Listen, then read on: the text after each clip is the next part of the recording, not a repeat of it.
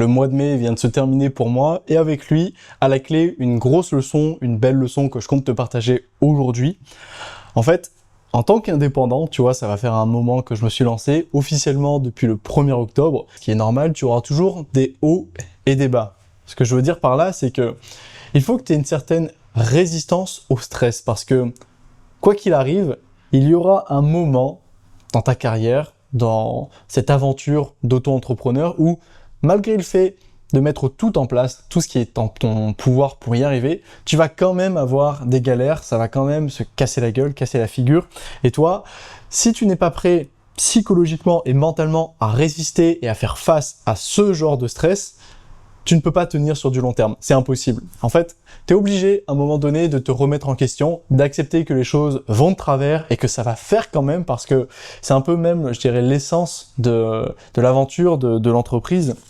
Moi, par exemple, en fait, j'ai appris, si tu veux, récemment, en tant qu'indépendant, avec le business model que j'ai choisi, c'est-à-dire vendre des formations ainsi que vendre un accompagnement de coaching, faire une offre mixte. Mais sur du long terme, je pense que je vais me concentrer uniquement sur de la vente de formation et garder peut-être un minima un peu de coaching parce que j'aime bien faire ça, mais 80-90% de mon temps sera dédié à la formation, à la vente de ces formations.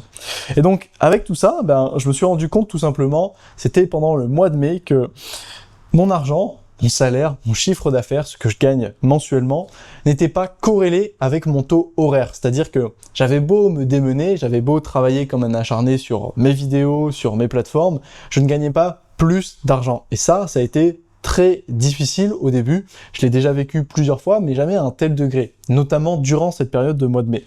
En fait, moi, mon salaire, l'argent, mes revenus, et je les gagne grâce à mes clients, grâce à mes formations. C'est-à-dire que je peux faire très bien mon chiffre d'affaires soit au début du mois, soit au milieu du mois, soit à la fin du mois. Et ça, c'est difficile quand tu ne l'as pas vécu, surtout lorsque tu fais ton chiffre d'affaires à la fin du mois. En fait, je t'explique, on était en plein mois de mai, j'étais en train de vendre mes formations, je faisais mes vidéos, je faisais ma pub, bref, mon tunnel de vente habituel, c'est-à-dire rediriger les gens vers mon offre d'appel, c'est-à-dire mon formulaire de coaching, les contacter par email pour ensuite essayer de closer, leur proposer une offre, puis ensuite dealer tout ça, closer pour pouvoir faire un accompagnement. Soit une formation, par exemple, également avec un code promotionnel vis-à-vis d'une offre, d'un événement particulier. Et ça, c'était mon business model. Le truc, c'est que malgré tout ça, je ne faisais pas de vente. J'ai pas fait de vente pendant la première dizaine de mai. Je me suis dit, c'est pas grave, c'est le début du mois, ça m'est déjà arrivé. J'ai pas fait de vente, j'ai pas eu de clients non plus entre la dizaine et la vingtaine de mai. Donc là, tu vois, je commençais un peu à avoir le feu aux fesses, le feu au cul, et j'avais peur. J'avais peur de ne pas y arriver, peur de ne pas faire d'argent, et je me disais, mince, est-ce que finalement j'ai fait le bon choix? Est-ce que finalement est-ce que c'était une mauvaise idée? Est-ce que je fais bien de continuer quand même? Et j'ai eu une idée.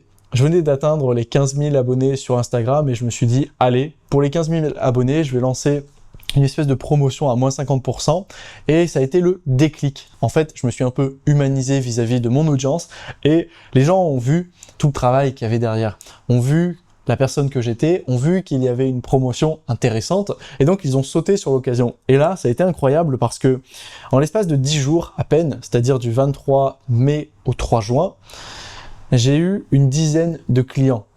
C'est-à-dire que tous les jours, je vendais soit un accompagnement, soit une formation.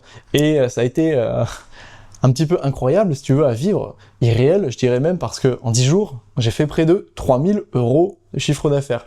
Donc là, moi, ça m'a débloqué quelque chose. Je me suis dit, waouh, mais en fait, si, c'est génial. Il faut juste que tu apprennes à accepter ces hauts et ces bas, ces moments un petit peu de tension, parce que jusqu'à preuve du contraire, depuis que tu as commencé, tu as toujours fait ton chiffre d'affaires, tu as toujours gagné de l'argent, que ce soit au début, au milieu ou à la fin du mois.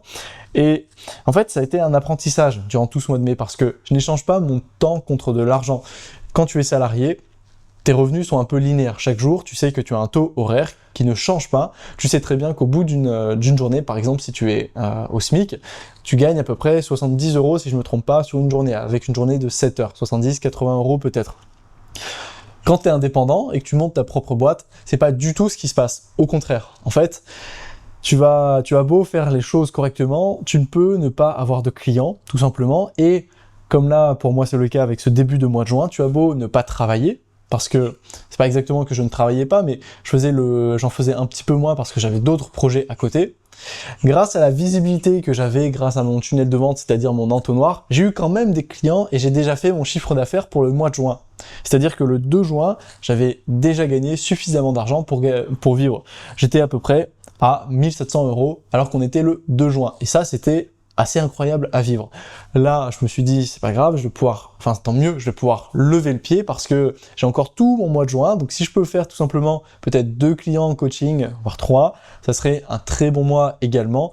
En plus, si je peux vendre d'autres formations, ça serait très bien. Bref, tout ça pour dire que c'est le début de l'aventure, il faut toujours faire attention à ça, prendre en compte que tes résultats ne sont pas corrélés au temps que tu vas passer, et ça c'est un premier pas vers la richesse supplémentaire. Ton temps n'est pas égal à un taux fixe horaire, c'est-à-dire que tu vas pouvoir t'enrichir de manière exponentielle puisque tes efforts seront décuplés grâce à ta portée. Si tu es sur les réseaux, donc grâce au bras de levier, en fait, c'est vraiment ça, hein. Plus tu vas pouvoir toucher de monde, plus tu vas pouvoir vendre des produits. Si en plus tes produits sont délivrables de manière digitale, instantanément, immédiatement, c'est encore plus vrai. Et donc, quand ça se passe bien, c'est génial. Quand ça se passe moins bien, au début c'est un peu dur à vivre, mais je pense que ça fait partie du jeu. Et au début, il faut l'accepter avant de pouvoir s'en émanciper, car c'est un premier pas vers la richesse. Et à cet égard, je suis également en train de débloquer la monétisation TikTok, j'en avais déjà parlé, j'étais à peu près à 1800 abonnés dernièrement. Là, j'arrive à 1900, je viens de passer le cap. J'ai eu une période creuse où je n'arrivais pas à faire de vues. J'ai réussi à débloquer tout ça avec une vidéo. Donc normalement, d'ici la fin du mois de juin, j'aurai enfin ces 10 000 abonnés sur ce fameux compte. Je vais pouvoir dégager un revenu supplémentaire et je te ferai évidemment des vidéos détaillées à ce propos. Je te dis à la prochaine, porte-toi bien, ciao!